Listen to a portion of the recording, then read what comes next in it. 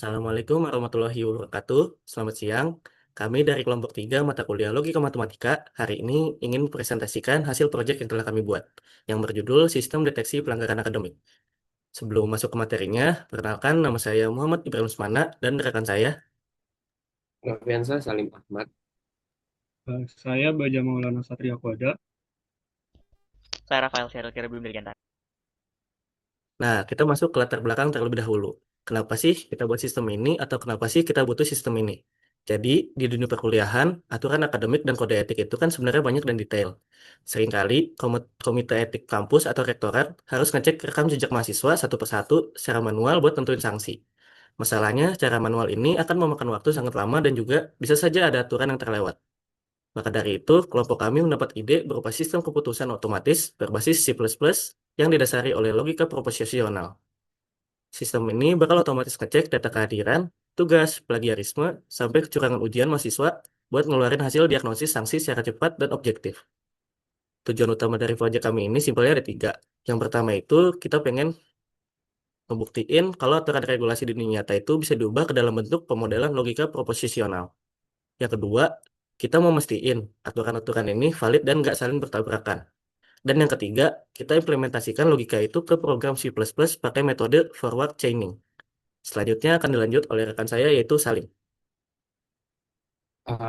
Yang selanjutnya tabel representasi logika P, kode proposisinya atau variabel proposisinya P itu ada kehadiran di bawah 75%, Q itu terbukti plagiarisme, R menyontek satu ujian, S mengumpulkan tugas tepat waktu, negasi P itu kebalikan dari P, negasi Q kebalikan dari Q, negasi R kebalikan dari R, negasi S kebalikan dari S.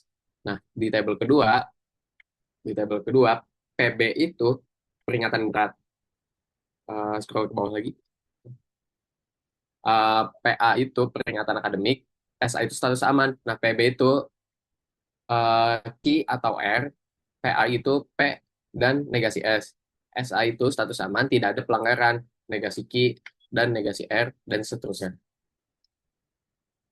Nah, basis aturannya itu ada 4. Rule yang pertama, jika terbukti plagiarisme, maka pelanggaran berat. Q, maka P, pelanggaran berat. Rule yang kedua, jika menyontek satu ujian, pelanggaran berat. R, maka pelanggaran berat. Rule yang ketiga, jika kehadiran kurang dari 75% dan tugas tidak dikumpulkan tepat waktu, maka peringatan akademik. P dan negasi S, maka peringatan akademik. Yang keempat, rule yang keempat, jika tidak ada pelanggaran, maka status sama negasi Q dan negasi R, dan negasi P dan negasi S, maka statusnya aman. Dan ke bawah, scroll. Tabel kebenarannya bisa dilihat sudah dibikin. Jika mahasiswa terbukti melakukan plagiarisme, maka sistem akan memberikan status pelanggaran berat. Rule yang kedua, bawah, maka mahasiswa yang ketahuan mencontek satu ujian, maka akan dikenakan pelanggaran berat. Rule yang ketiga ini tabel kebenarannya ini juga P dan negasi S, maka pelanggaran akademik. Kesimpulan, mahasiswa akan diberikan status peringatan akademik jika mahasiswa memiliki kehadirannya kurang dari 75% dan mengumpulkan tugas tidak tepat waktu. Lanjut. Rule yang keempat bisa dilihat ada beberapa banyak tabel kebenaran yang sudah dibuat. Dan selanjutnya akan dilanjutkan oleh teman saya, Baja Maulana.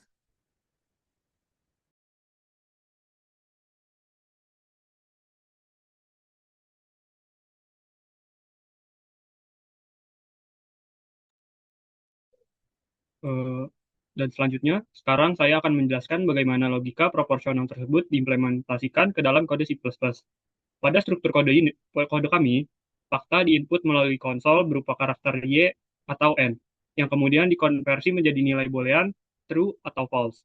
Lalu, bagaimana komputer menangkap kondisi logika? Kami memetakan operator logika matematika langsung ke operator logika bawahan C++. Operator konjungsi atau dan diterjemahkan menjadi operator dan atau and. Operator negasi diterjemahkan menjadi operator tanda seru atau not. Inti dari program kami terletak pada inference engine berbasis forward chaining. Program bekerja secara data driven, yaitu mengumpulkan fakta dari input user terlebih dahulu, baru mencocokkannya dengan premis pada basis aturan. Pertama, program mengecek rule 1 dan rule 2. Kalau input key dan atau R bernilai true, maka sistem akan mencatat pelanggaran berat. Kedua, sistem mengevaluasi rule 3 menggunakan operator logika N, serta negasi. untuk mendeteksi kombinasi presensi buruk. Dan terakhir, rule 4, kita pakai logika kebalikan. If, di mana mengecek status rule 1, negasi rule 1, negasi rule 2, dan negasi rule 3. Kalau semua pelanggaran bernilai false, status aman langsung keluar atau PA, atau status SA. Kelebihan dari kode kami adalah kemampuan menangani multi-conclusion inference. Jika seseorang mahasiswa melakukan beberapa pelanggaran sekaligus, programnya tidak hanya mengeluarkan satu rule saja, tapi sanksi bisa menumpuk secara dinamis. Kemudian kembali ke laporannya.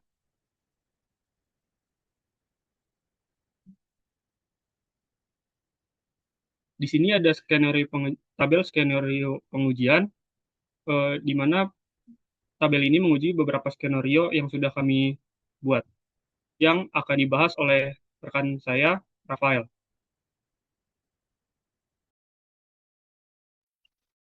Oke, selanjutnya itu ada di output akhir, dan itu kita udah membuat dari ininya sistem deteksi pelanggaran akademik. Jadi di sistem dari lab nih dalam deteksi pelanggaran akademik basis aturan atau rule manajemennya di rule pertama itu yaitu jika plagiarisme maka pelanggaran berat atau Q, jika Q maka PB. Lalu rule yang kedua, jika mencontek maka pelanggaran berat, jika R maka PB. Rule yang ketiga, jika kehadiran kurang dan tugas tidak tepat waktu maka peringatan akademik, atau P dan negasi S maka PA. Lalu rule yang keempat, jika tidak ada pelanggaran maka status aman, atau negasi Q dan negasi R dan negasi P dan negasi S maka SA. Lalu di sini ada contohnya. Yang pertama itu kita ingin mahasiswa teladan pasif. Jadi kita pertama itu menginput data mahasiswanya. Kita pertama akan ditanyakan apakah kehadiran itu kurang dari 75%. Kita jawab N atau no. Lalu yang kedua, apakah terbukti plagiarisme? Kita jawab lagi no. Dan yang ketiga, apakah menyontek satu ujian? Kita jawab lagi no. Dan yang terakhir, apakah pengumpulan tugas tepat waktu? No. Lalu kita proses visualisasi logiknya. Fakta awal terdeteksinya, P kehadiran itu false, dan Q terbukti plagiarisme itu false, dan ujian. Jadi ini programnya saya yang pertama dulu. Nanti karena yang false tidak lewat. Terus untuk memeriksa rule yang kedua, dia lewat karena benar false. P tidak. Lalu yang keempat memeriksa rule false. Dan output akhirnya itu didiagnosis status aman atau SA, dan aturan terpengaruhnya analisis reasoningnya alasannya itu tidak ada kasih lagi. Lalu contoh kedua itu di sini kita sama seperti tadi, di sini kita plagiarisme murni, input data mahasiswanya. Lalu ya seperti yang tadi, apakah kehadiran, apakah plagiarisme itu sama dengan tadi. Dan yang pertama itu kehadiran kita jawab no, terbukti kita jawab yes, mencetak saat ujian kita jawab no. Lalu mengumpulkan tugasnya kita jawab yes. Jadi no yes no yes. Kita ke fakta terdeteksinya terus ada false true. Nah seperti biasa tadi mengevaluasi aturannya dan terdeteksi itu pelanggaran berat atau PB. Aturan pelanggaran itu rule 1. Reasoningnya Q sama dengan true, terbukti plagiarisme. Mungkin contoh satu lagi aja itu yang ada yang dua rule. Yang ini. Contohnya di sini sama seperti tadi kita ikut data mahasiswa, jika kehadiran itu no, ini kita ini terbuktinya plagiarisme itu yes, mencatatnya yes, lalu membuka tugas waktunya yes. Oke, di sini terdeteksi false, true, lalu mereka memeriksa lagi rule 1, 2, 3, dan 4, dan akhirnya terbukti itu mereka dia ada di dua rule. Mereka di rule 1 dan rule 2. Jadi karena Q-nya true dan R true.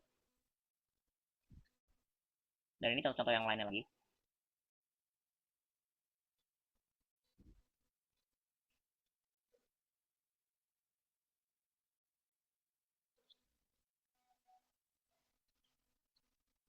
Oke, mungkin itu saja dari presentasi dari kelompok kami. Sekian, terima kasih. Sekian, mohon maaf bila ada salah kata atau salah kalimat dari yang kita ucapkan. Wassalamualaikum warahmatullahi wabarakatuh.